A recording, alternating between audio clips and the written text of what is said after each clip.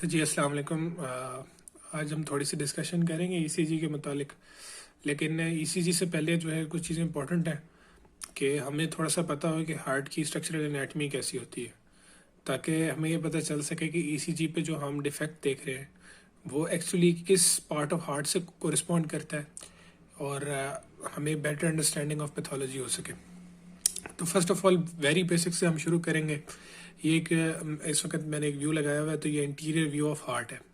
Interior view of heart है और इसके अंदर जो हमें करंटली जो स्ट्रक्चर्स नज़र आ रहे हैं उसके अंदर एक राइट, जैसे हम जानते हैं कि 4 चैम्बर्स हैं हार्ट के, तो एक राइट एट्रियम नज़र आ रहा है, एक लेफ्ट एट्रियम हमें नज़र आ रहा है, और एक बारीक सी डिमार्केटेड सी लाइन है, ये सेप्टम है, और एक साइड पे राइट वेंट्रिकल है, दूसरी साइड पे लेफ्ट वेंट्रिकल है। तो ये जो है ये इंटीरियर व्यू जो है हार्ट का है। चेस्ट के अंदर हार्ट जो है इसी लाए में पड़ा होता है। अच्छा, अब यहाँ पर जो पीछे हमें वेसिकुलेचर नज़र आ रहा है, हम थोड़ा सा इस पर बात करते हैं। तो यहाँ पर हमें जो ब्लू में जो चीज़ें नज़र आ रही हैं बेसिकली डीऑक्सीजनेटेड ब्लड है। तो यहीं पे हम जो है थोड़ी सी सर्कुलेशन की भी बात करेंगे। तो जो रेड वाला है वो ऑक्सीजनेटेड ब्लड है, और जो हमें ब्लू में नज़र आ रहा है वो डीऑक्सीजनेटेड ब्लड है। तो करंटली हम ये देख सकते हैं कि जो जितना भी डीऑक्सीजनेटेड ब्लड है जो सिस्टेमिक सर्कुलेशन से आएगा, सिस्टेमिक सर्कुलेशन से मतलब जो बाकी अदर देन लंग्स बॉडी के किसी भी पार्ट से जो ब्लड आएगा वो ऑब्वियसली डीऑक्सीजनेटेड ब्लड होगा, और वो दो मेन ट्रंक्स के साथ आता है। एक जो है सुपीरियर वेना केवा है, जो upper part of the body की तरफ से जितना भी ब्लड आएगा डीऑक्सीजनेटेड वो सुपीरियर वेना केवा में जो है इवेंचुअली ड्रेन करता है, और जो लोअर बॉडी से जितना भी ब्लड आता है वो इवेंचुअली इन्फीरियर वेना केवा में ड्रेन करता है। और ये जो दोनों मेन ट्रंक्स हैं वो in the end right atrium में ड्रेन करेंगी। राइट एट्रियम से ऑब्वियसली यहाँ पर एक वॉल्व होता है जिसको हम ट्राइकस्पिड वॉल्व के नाम से जानते हैं। Tricuspid valve basically it has 3 कस्प्स, यानी 3 कप्स की शेप का ये होता है, ठीक है। तो ये इस वॉल्व से गुजर के तो ये आता है राइट एट्रियम में, राइट वेंट्रिकल में, सॉरी, राइट एट्रियम से राइट वेंट्रिकल में आता है। तो राइट वेंट्रिकल की जब कंस्ट्रक्शन होती है तो वो इसको पुश करता है इनटू पल्मोनरी ट्रंक, ठीक है। तो पल्मोनरी ट्रंक का जो जैसे नाम बता रहा है, पल्मोनरी मतलब लंग्स की तरफ, तो पल्मोनरी ट्रंक जो है वो लंग्स की तरफ इस डीऑक्सीजनेटेड ब्लड को आगे कन्वे करती है। तो 2 हिस्सों में डिवाइड हो जाती है पल्मोनरी ट्रंक, एक राइट पल्मोनरी जिसे कहेंगे आर्टरी, और दूसरी जो है लेफ्ट पल्मोनरी आर्टरी, जो कि राइट और लेफ्ट लंग्स में कोरिस्पॉन्डिंगली जाएगी। तो ऑब्वियसली जब ये जो लेफ्ट पल्मोनरी आर्टरी और राइट पल्मोनरी आर्टरी जब लंग्स की तरफ ब्लड लेके जाती है तो वहाँ पे एल्विलाई में ये ऑक्सीजनेट हो जाता है।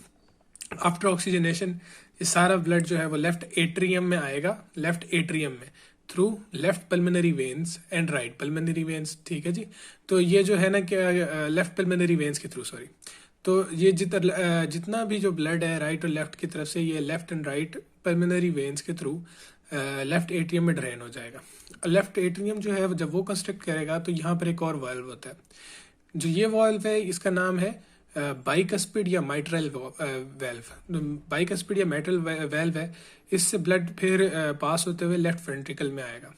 लेफ्ट वेंट्रिकल इसको जब इसकी कंस्ट्रक्शन होती है तो ये ब्लड को पंप करता है obviously to into the aortic trunk.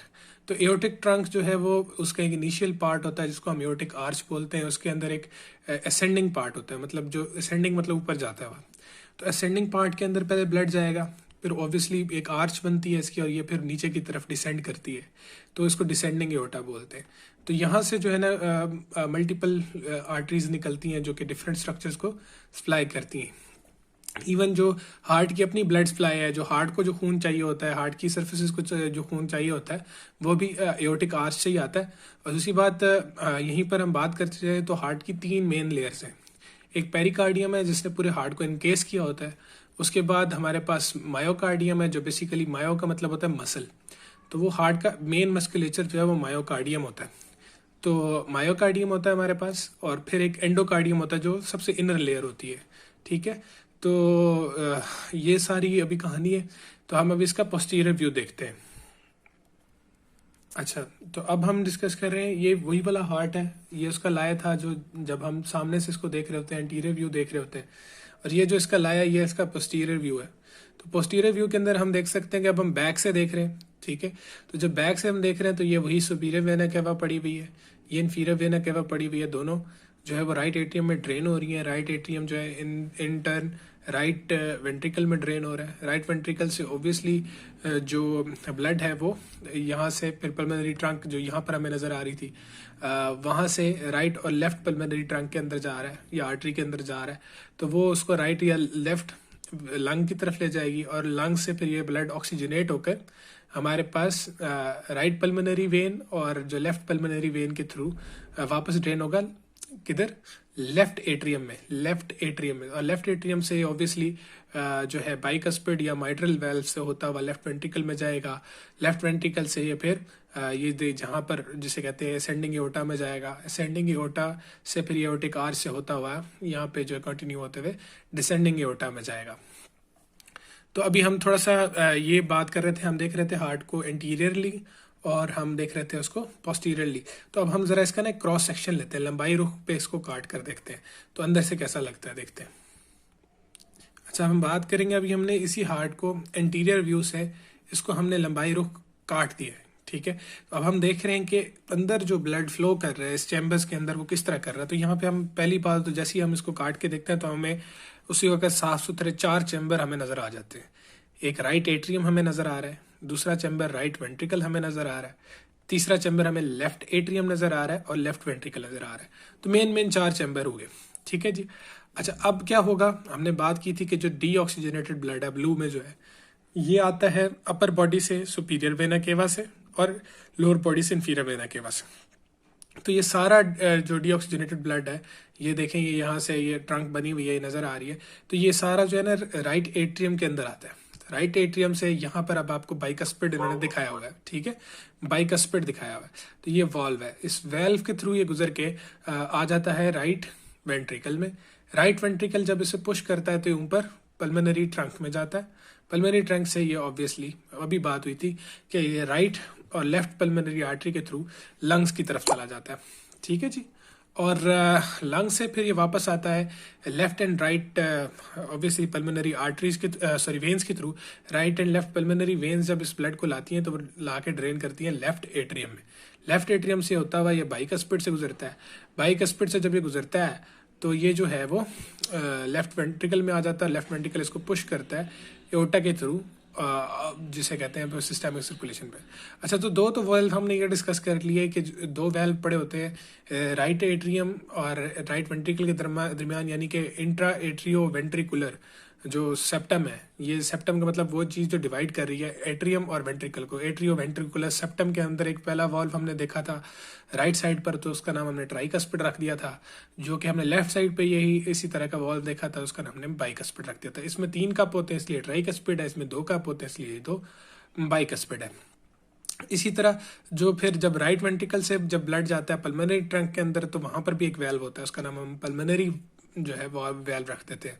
और फिर जो लेफ्ट वेंट्रिकल से एओर्टा में जाता है तो उसका नाम हमने एओर्टिक वेल्व रखा हुआ है, वो यहाँ पर होता है, इसके वक्त नजर नहीं आ रहा, वो इसके बैक साइड पे इसके पीछे छुपा हुआ है, ठीक है। तो अगर हम कोई ये बात करता है कि हार्ट की एपेक्स किधर होती है तो हार्ट की एपेक्स ये वाली जगह होती है, ठीक है जी।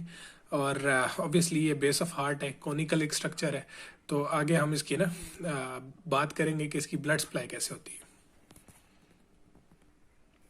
अच्छा, तो अब यहाँ पर जो 2 डायग्राम्स बनी हुई हैं इसके अंदर जो हार्ट की सारी ब्लड सप्लाई का आपको सिंपल सा एक चार्ट उसने दे दिया हुआ है। देखने वाली बात यह है कि मैंने अभी बताया था कि जो लेफ्ट एट्रियम से लेफ्ट वेंट्रिकल से पल्मोनरी जो है ना artery give me a second, aorta निकलती है, ठीक है जी। लेफ्ट वेंट्रिकल से एओर्टा निकलती है। असेंडिंग एओर्टा से फिर ये जो 2 ब्रांचेस निकलती हैं राइट कोरोनरी आर्टरी और left coronary artery, ascending aorta से, ठीक है जी। तो असेंडिंग एओर्टा से जब ये आर्टरीज निकलती हैं तो राइट कोरोनरी आर्टरी जाती है, वो सप्लाई करती है राइट एट्रियम को और राइट वेंट्रिकल को, ठीक है जी। और जो राइट कोरोनरी आर्टरी जब राइट एट्रियम को सप्लाई करती है तो यहाँ पर 2 बहुत इंपॉर्टेंट स्ट्रक्चर्स को मजीद सप्लाई करती है, जिनका नाम क्या है, cyano atrial node, SA node, जो बहुत मशहूर है, ठीक है जी, एसए नोड। और दूसरी चीज किसको सप्लाई करती है, एवी नोड को, जो कि यहाँ पर दिखाया नहीं जा सकता लेकिन वो राइट एट्रियम के साथ ही थोड़ी सी फासले पड़ा होता है। और ये जगह कहाँ पे होती है, ये समझ लें हार्ट की वो जगह है जहां से इसकी सारी इलेक्ट्रिकल कंडक्टिविटी को कंट्रोल किया जाता है। इसकी पेस मेकर है, कार्डियक जो नेचुरल पेस मेकर है वो साइनो एट्रियल नोड होती है जो कि यहाँ पर मौजूद होती है। तो जो राइट कोरोनरी आर्टरी है, ये जैसे आरसीए भी हम आगे बोलेंगे, ठीक है जी। तो आरसीए जो है ना वो राइट एट्रियम में साइनोएट्रियल नोड को भी सप्लाई करती है और साथ के साथ राइट वेंट्रिकल सप्लाई करती है, एवी नोड को भी सप्लाई करती है, ठीक है जी। और फिर जो है इसी तरह जो असेंडिंग एओर्टा से जो दूसरी ब्रांच निकलती है वो लेफ्ट कोरोनरी आर्टरी है। जो ये अभी एंटीरियर साइड की बात हो रही है, तो एंटीरियर साइड पर ये जो आर्टरी है लेफ्ट कोरोनरी आर्टरी, तो ये जो है ना एक गोल सी आर्टरी बनाती है जो घूमती है, ठीक है जी। तो घूमने का मतलब सर्कमफ्लेक्स आर्टरी, उसके नाम से उसका निकल आया नाम सर्कमफ्लेक्स आर्टरी। और एक उसमें से आर्टरी नीचे की तरफ डिसेंड करती है, उतरती है, तो उसका नाम रख दिया left anterior descending artery. Anterior सामने, डिसेंडिंग उतरती हुई, तो ये कितना आसान सा नाम है कि left left anterior descending artery, ठीक है जी।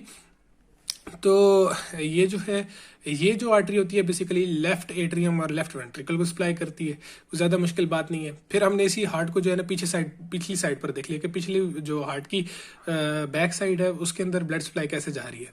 तो उसके अंदर क्या है जी, राइट कोरोनरी वेन जो है ये घूम के पीछे की तरफ आती है और ये नीचे की तरफ उतरती है और ये वही राइट एट्रियम और राइट वेंट्रिकल को सप्लाई करती है।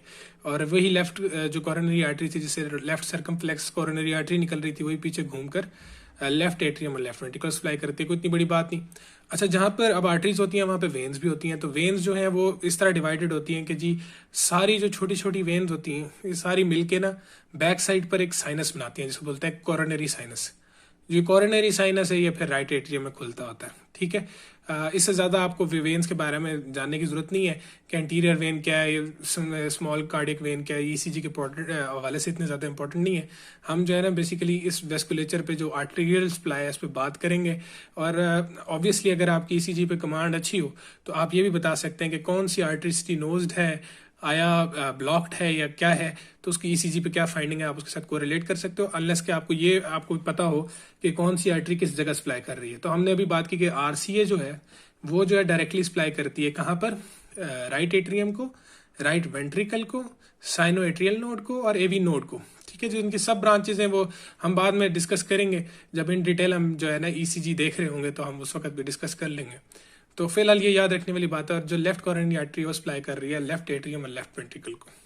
तो फिलहाल अभी यहीं पे कंक्लूड करते हैं, फिर नेक्स्ट में हम ये देखेंगे कि इलेक्ट्रिक कंडक्शन ऑफ जिसे कहते हैं हार्ट, वो किस तरह होती है। शुक्रिया।